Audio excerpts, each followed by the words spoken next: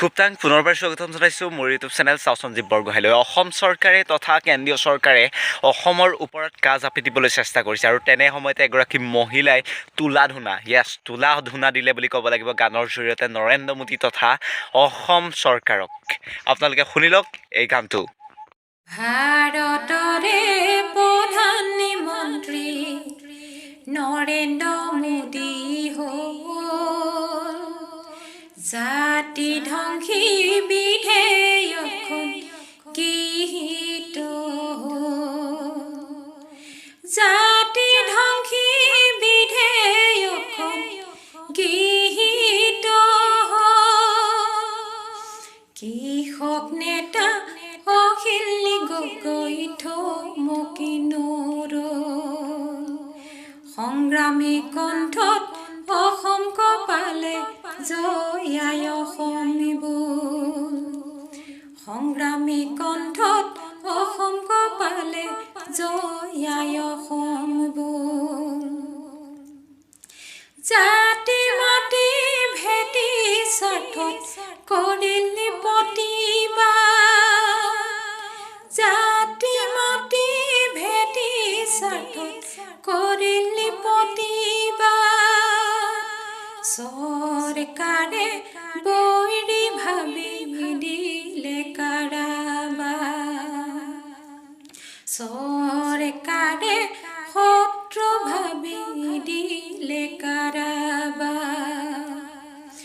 ইটো পিছত সিটো গোচৰ দিছিলে জাপি। ইটো পিছত সিটো গোচৰ দিছিলে জাপি। সংগ্ৰামী নেতা জনবন্ধুক থৈছিলে ৰাখি। দুখীয়াৰ বন্ধু অখিল গগৈ থৈছিলে ৰাখি। জাতিৰ পিতাৰ গান্ধীজীৰ আদৰ্শকে লৈ ওলাই আহিল অখিল গগৈ ৰাজনীতিলৈ। জাতিৰ পিতাৰ গান্ধীজীৰ আদৰ্শকে লৈ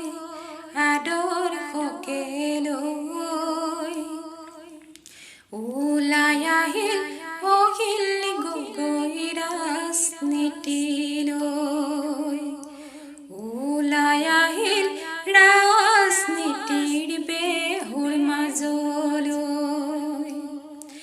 ৰাজনীতিৰ বেহুৰ মাজত অখিল অভিমন্যু। ৰাজনীতিৰ বেহুৰ মাজত অখিল অভিমন্যু। জয়দত্ত আমাৰ হিমু মামা সদনত গৰ্জন শুনো।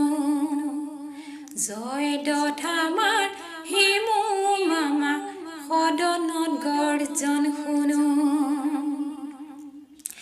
অহিংসাই পৰম ধৰ্ম সংবিধানত কয়। লংকা ৰজা নেতা বৰ্গই সদনত নকয়। লংকা ৰজা নেতা বৰ্গই সদনত নকয়। জাত ভাষা সংস্কৃতি আজি বিলুপ্তি পথত।